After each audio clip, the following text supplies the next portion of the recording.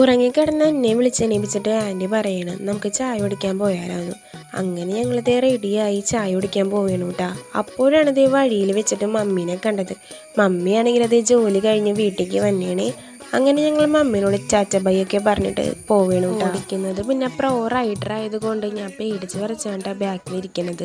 ആദ്യം ഞങ്ങൾ പമ്പിൽ പോയി പെട്രോളൊക്കെ അടിച്ചു കേട്ടാ. ഈവനിങ് 6 മണിയായിട്ടുള്ളൂ. അപ്പോഴുള്ള ബ്ലോക്കാണ് നിങ്ങൾ ഞങ്ങൾ ചായ കുടിക്കാൻ പോകുന്നത് നമ്മുടെ നോർത്ത് പറവൂരുള്ള ജിയോ ബേക്കറിയിലാണ്. ഞാനാണെങ്കിൽ ഒരു കോഫിയും ആൻറ്റി ആണെങ്കിൽ ഒരു ചായയാണ് കേട്ടോ പറഞ്ഞത്.